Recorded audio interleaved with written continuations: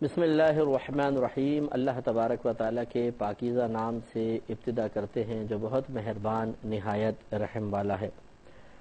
صحیح بخاری شریف جو علماء کرام اکثر علماء کرام کے اتفاق کے ساتھ قرآن عظیم کے بعد روئے زمین پر سب سے صحیح ترین کتاب ہے، اس کے درس کا سلسلہ، اس کی حدیثوں پر درس کا سلسلہ جاری و ساری ہے۔ اور ہم نے آپ کو پہلے بتایا تھا کہ امام بخاری رحمۃ اللہ علیہ اکثر امام شافعی رحمۃ اللہ علیہ کو فالو کرتے ہیں اور ان کی تائید میں حدیثیں لے کر آتے ہیں، اور ہم جو بیان کر رہے ہیں ہم احناف ہیں اور فقہ حنفی کی روشنی میں چیزوں کو دیکھتے ہیں، تو لہٰذا ہر وہ مقام کے جہاں پر فقہ حنفی کے خلاف کوئی حدیث پاک نظر آتی ہے یہاں پر، تو پھر ہم وہاں پر یہ بھی ذکر کر دیتے ہیں کہ اس معاملے میں احناف کی دلیل کیا ہے۔ اگر امام بخاری رحمۃ اللہ علیہ نے کسی جگہ پر کوئی چیز اختیار فرمائی، کوئی حدیث بیان کی ہے جس سے امام شافعی رحمۃ اللہ علیہ کے مسلک کی تائید ہوتی ہے، لیکن احناف کے خلاف وہ حدیث پاک جاتی ہے، تو سوال یہ پیدا ہوتا ہے کہ احناف نے آخر اس حدیث سے استدلال کیوں نہیں کیا، اس کو کیوں چھوڑ دیا جبکہ امام شافعی اس کو قبول کر رہے ہیں۔ اس کا جواب پھر یہ ہوتا ہے کہ یہ ضروری نہیں ہے کہ ایک امام اگر ایک حدیث سے یا قرآن کی آیت سے استدلال کر رہا ہے، یعنی دلیل طلب کر رہا ہے، تو دوسرا امام بھی اسی سے دلیل طلب کرے۔ یہ اپنا اپنا اجتہاد ہوتا ہے کہ ایک امام یہ سمجھتا ہے کہ میں اس مسئلے کو اس قرآن حدیث کی دلیل سے لوں، اور دوسرا کہتا ہے کہ نہیں، یہ مسئلہ یہاں سے لینا مناسب نہیں ہے، اس میں کمزوری ہے، فلاں مقام سے اس کو لیا جائے۔ اور دونوں اپنے اپنے مقام پہ چونکہ وصف اجتہاد سے متصف ہوتے ہیں، لہذا ان پہ واجب ہے کہ وہ ایک دوسرے کی تقلید نہ کریں۔ اگر ان کو ایک چیز میں حق نظر آتا ہے وہ اس پہ قائم رہیں، دوسرے کو اس میں حق نظر آتا ہے وہ اس پر قائم رہے۔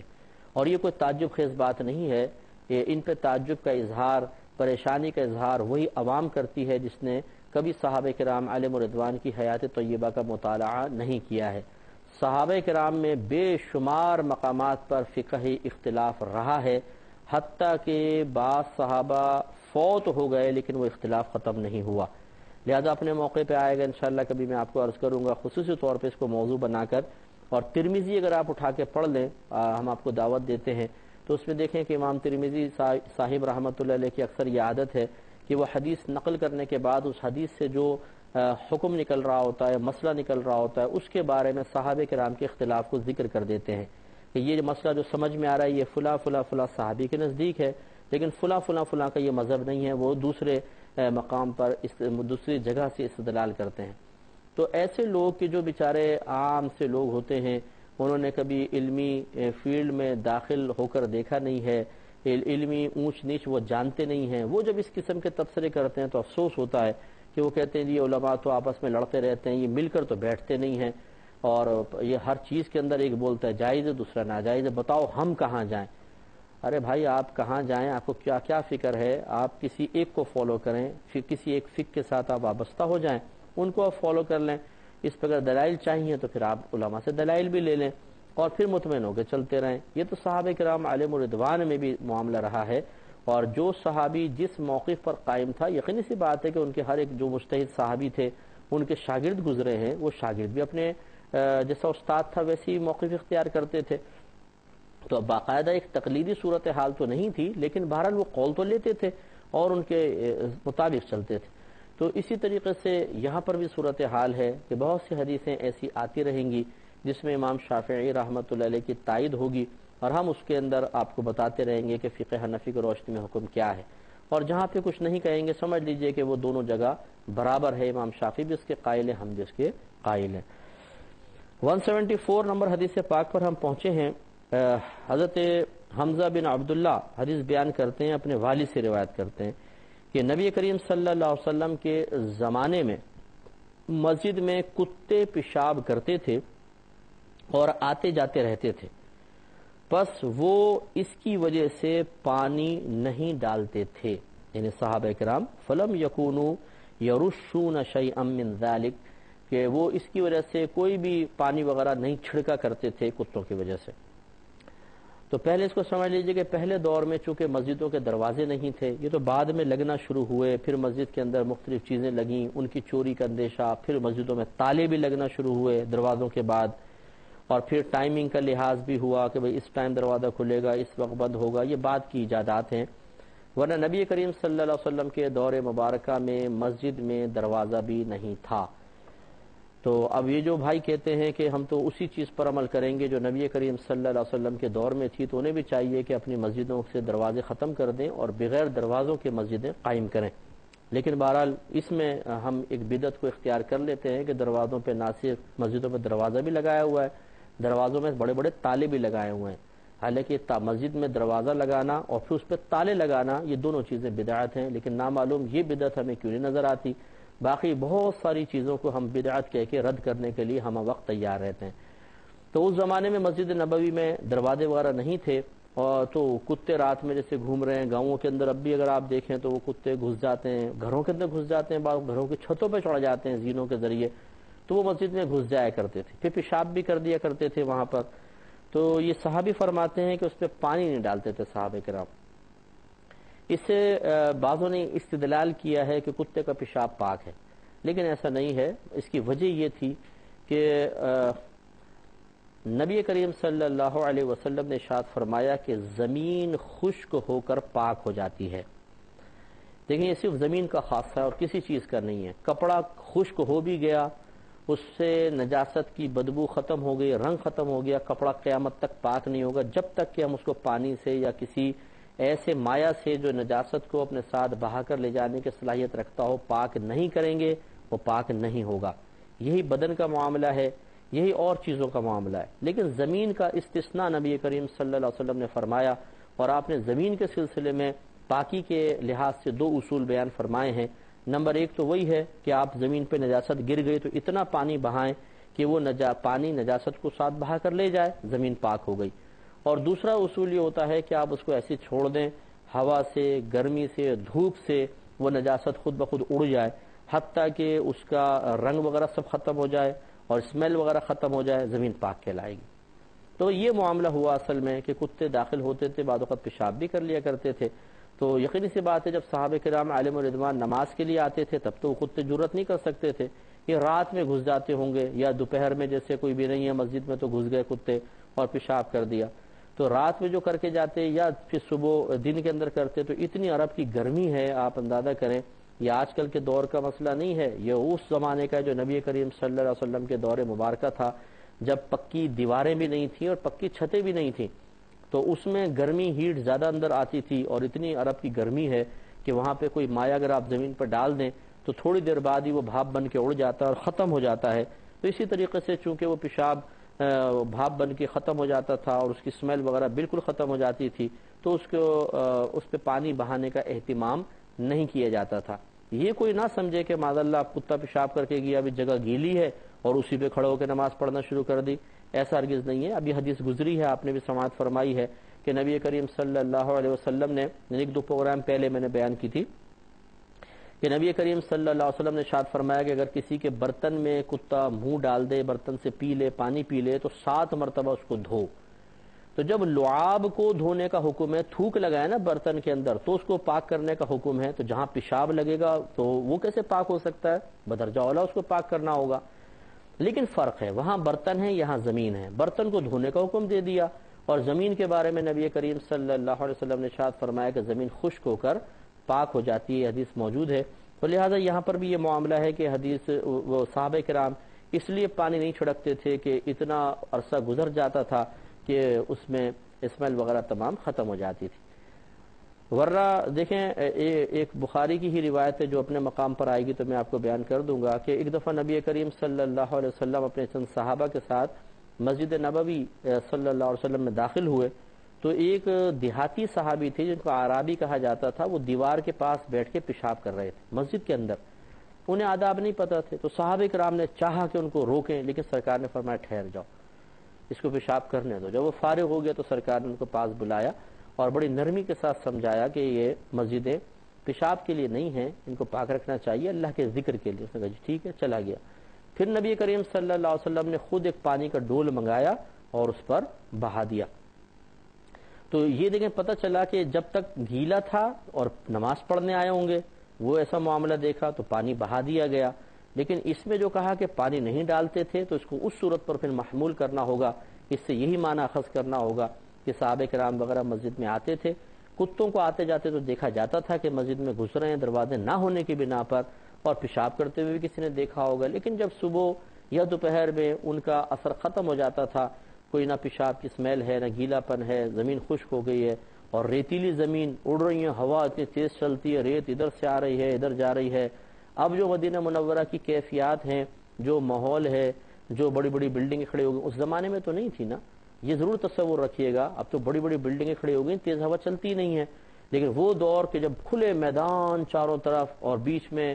یعنی جو اب مسجد نبوی ہے، پرانے لوگ کہتے ہیں کہ اس میں پورا مدینہ منورہ آ گیا ہے،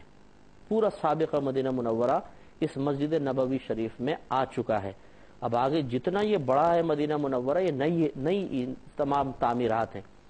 تو آپ خود سوچئے کہ جتنی بڑی اب مسجد نبوی ہے، اس کو آپ چھوٹے چھوٹے کچے مکانوں میں تبدیل کر لیجئے، اور اوپر جو ہے کھجور کی چھال کے پتے اور تنوں سے ڈھکی ہوئی چھت، اور پھر ہوائیں کتنی تیز آتی ہوں گی اور گرم ہوائیں، لو، تو کیا وہ پیشاب بچتا ہوگا؟ تھوڑی دیر میں ختم ہو جاتا ہوگا۔ اگر آپ آزمانا چاہیں تو آپ، اگر اللہ تعالیٰ آپ کو مکہ مدینے لے کر جائے تو مدینہ منورہ کی کسی روڈ پر، کسی فٹ پاتھ پر پوری بوتل الٹ کے دیکھ لیجئے گا، اور بس 2-3 منٹ آپ کھڑے ہو کر دیکھیں، پانی کا نام و نشان نہیں ہوگا، بالکل ختم۔ بلکہ آپ خوشبودار یا بدبودار پانی ڈالیں، بدبودار نہ ڈالیں، خوشبودار پانی ڈال کر دیکھ لیں، اور پھر تھوڑی دیر بعد آپ دیکھیں کہ ختم، کہ بالکل خوشبو تک اڑ جائے گی، اس لیے کہ اتنی تیز دھوپ ہوتی ہے، اتنی تیز ہوائیں، گرم ہوا ہے کہ وہ ختم ہو جاتی ہے۔ اور یہ آج کے دور کے بھی آپ کو میں عرض کر رہا ہوں، آج سے کم و بیش 15 سال پہلے جب اتنے اطراف میں کھلا میدان تو کتنی تیز ہوائیں چلتی ہوں گی، تو سب ختم ہو جاتا تھا۔ اس لیے یہ صحیح تصور ذہن میں رکھا جائے، لہذا پھر کوئی وسوسہ دل کے اندر پیدا نہیں ہوگا۔ ایک اگلی حدیث کی طرف آتے ہیں، 175 نمبر حدیث پاک ہے کہ حضرت عدی بن حاتم رضی اللہ تعالی عنہ کہتے ہیں کہ میں نے نبی کریم صلی اللہ علیہ وسلم سے ایک سوال کیا، تو آپ نے فرمایا کہ جب تم نے اپنا سدھایا ہوا تربیت یافتہ کتا چھوڑا اور اس نے شکار کو قتل کر دیا تو تم کھا لو، اور جب اس نے اس میں سے کچھ کھا لیا تو تم اس کو مت کھاؤ، کیونکہ اس کتے نے اس کو اپنے لیے شکار کیا ہے۔ میں نے کہا کہ میں اپنا کتا چھوڑتا ہوں، پھر میں اس کے ساتھ ایک دوسرا کتا پاتا ہوں۔ نبی کریم صلی اللہ علیہ وسلم نے فرمایا پھر تم مت کھاؤ، کیونکہ تم نے اپنے کتے پہ بسم اللہ پڑھی ہے اور تم نے دوسرے کتے پر بسم اللہ نہیں پڑھی۔ یہ ایک روایت میں نے آپ کی خدمت میں عرض کی، اب اس کو دوبارہ شروع سے لیتے ہیں۔ حضرت عدی بن حاتم رضی اللہ تعالی عنہ نے تربیت یافتہ کتے کے ذریعے شکار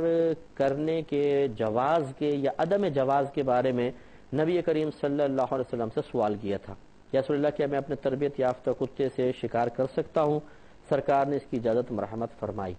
اس حدیث سے اجازت ہے۔ تو اس میں پہلے میں خلاصہ اور کچھ مسائل عرض کر دیتا ہوں کہ اگر ایک کتا ایسا ہے کہ جو تربیت یافتہ کتا ہے، اس کو باقاعدہ شکار پکڑنا سکھایا گیا ہے، جیسے مثال کے طور پہ آپ کھلے میدانوں میں چلے گئے، وہاں خرگوشوں کے بل ہیں اور خرگوش باہر نکل کے گھاس چرتے ہیں، اور آپ کو یقین ہے کہ میں کتا چھوڑوں گا، کتا جا کے خرگوش کو پکڑ لے گا، تو یہ آپ اس کے ذریعے شکار کر سکتے ہیں۔ ایک بات تو یہ کہ کتا تربیت یافتہ ہو، دوسری بات یہ کہ کتے کو شکار پر بسم اللہ اللہ اکبر کہہ کر چھوڑا ہو، تیسرا یہ کہ کتا سیدھا شکار پر گیا ہو، ایسا نہیں کہ پہلے ادھر کو بھاگ گیا کسی کام سے پھر وہاں پہ چلا گیا، تو اگر اپنی پھر جب جائے گا نا تو یہ آپ کا چھوڑنا نہیں کہلائے گا، بلکہ کتا اپنے قصد و ارادے سے شکار تک پہنچا، یہ مراد ہوگا، یعنی یہ پھر مراد لیا جائے گا، اور اس سے پھر یہ صحیح نہیں ہے۔ مالک نے چھوڑا، سیدھا کتا شکار پر گیا ہو اور اس نے جا کے پھر شکار کو دبوچ لیا ہو اور پھر اس میں سے کچھ کھایا نہ ہو، بالکل بھی کھایا نہ ہو، اگر کھا لے گا تو سمجھ لیجئے کہ اس نے پھر اپنے لیے شکار کیا ہے، آپ کے لیے نہیں کیا ہے، تو پھر پکڑ لیا آپ نے، جا کر اس کو ذبح کر لیا، وہ حلال ہے۔ اسی طرح اگر آپ نے یہ دیکھا کہ اپنے کتے کے ساتھ ایک اور کتا بھی شامل ہو گیا، وہاں پہنچے دو کھڑے ہوئے تھے، تو پھر اب یہ پتہ نہیں چل رہا کہ اپنے والے نے پکڑا ہے یا دوسرے نے پکڑا ہے، تو اس کا بھی یہ بھی جائز نہیں ہے، کیونکہ ہو سکتا ہے کہ دوسرے والے کتے نے اس کو پکڑا ہو اور مار دیا ہو، یا مطلب زخمی کر دیا، اس کا تھوک وغیرہ اس میں شامل ہو گیا ہے، تو چونکہ دوسرے کتے کو بسم اللہ پڑھ کے نہیں چھوڑا گیا تو لہذا اس کا کھانا حلال نہیں ہوگا۔ تو تربیت یافتہ کتے کے ذریعے شکار کرنا شرعاً جائز ہے، نبی کریم صلی اللہ علیہ وسلم نے اس کی اجازت مرحمت فرمائی ہے۔ لہذا پھر ایک دفعہ دیکھ لیں، حضرت عدی بن حاتم رضی اللہ تعالیٰ عنہ کہتے ہیں کہ میں نے نبی کریم صلی اللہ علیہ وسلم سے سوال کیا تو آپ نے فرمایا، تو سوال یہی کیا کہ رسول اللہ میں ایک شکار کرنا چاہتا ہوں، کیا صحیح ہے؟ آپ نے فرمایا کہ جب تم نے اپنا تربیت یافتہ کتا چھوڑا اور اس نے شکار کو قتل کر دیا تو تم کھا سکتے ہو، اور جب اس نے اس میں سے کچھ کھا لیا تو تم اس کو مت کھاؤ، کیونکہ اس کتے نے اس کو اپنے لیے شکار کیا ہے۔ میں نے کہا کہ میں اپنا کتا چھوڑتا ہوں، پھر اس کے ساتھ ایک اور کتا بھی پاتا ہوں۔ آپ نے فرمایا پھر تم اس کو مت کھاؤ، کیونکہ تم نے اپنے کتے پہ بسم اللہ پڑھی ہے اور تم نے دوسرے کتے پر بسم اللہ نہیں پڑھی۔ تو اس سے یہ معلوم ہوا کہ اگر میرے پاس ہمارا کتا جاتا ہے، سیدھا گیا، آپ نے بسم اللہ اللہ اکبر پڑھی اور اس نے جا کے شکار کو دبوچ لیا، آپ پہنچے تو شکار آپ کے پہنچنے سے پہلے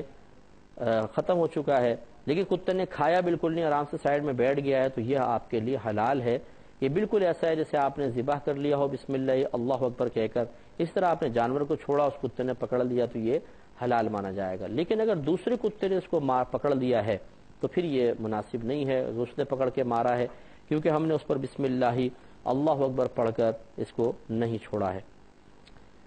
آگے مختلف حدیث، آگے جو باب قائم کیا ہے بڑا طویل باب ہے اس کا، اور اس پہ بہت سارے اقوال امام بخاری صاحب رحمۃ اللہ علیہ لے کر آئے ہیں۔ باب قائم کیا ہے کہ باب من لم یر الوضوء الا من المخرجین القبل والدبر،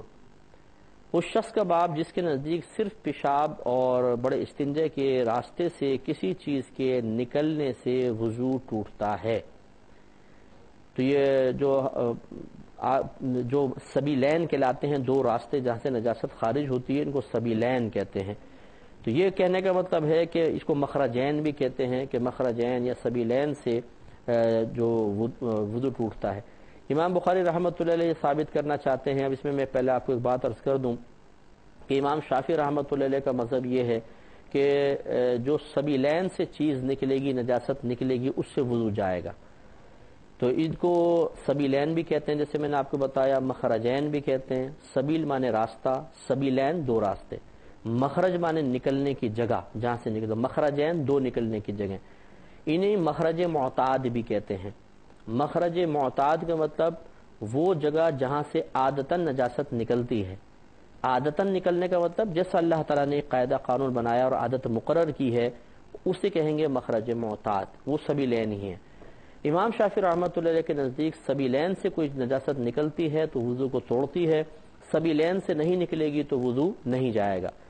لہذا امام شافعی رحمۃ اللہ علیہ کے نزدیک اگر کسی کو وومیٹنگ ہو گئی، یہ منہ سے آ رہی ہے، وضو نہیں جائے گا۔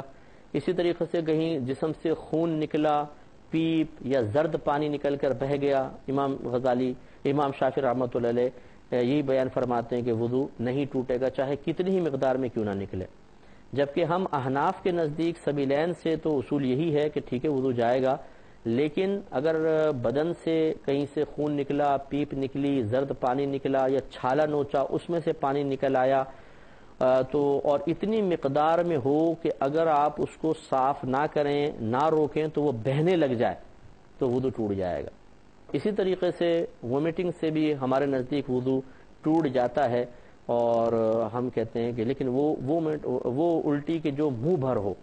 منہ بھر کا مطلب یہ ہے کہ اتنے پریشر کے ساتھ آئے کہ انسان اس کو آسانی سے روک نہ سکے، جو اچانک آتی ہے اور بہت کثیر مقدار میں ہوتی ہے، اس سے وضو ٹوٹ جاتا ہے۔ یہ ذرا اختلاف اپنے ذہن میں رکھیے، اور اس پہ انشاءاللہ پھر اپنے اپنے مقام پہ جو امام شافعی رحمۃ اللہ علیہ کے دلائل ہیں وہ بھی میں آپ کی خدمت میں عرض کروں گا، اور جو احناف کے دلائل ہیں وہ بھی آپ کی خدمت میں عرض کیے جائیں گے، لیکن اس پروگرام میں نہیں، کیونکہ قلت وقت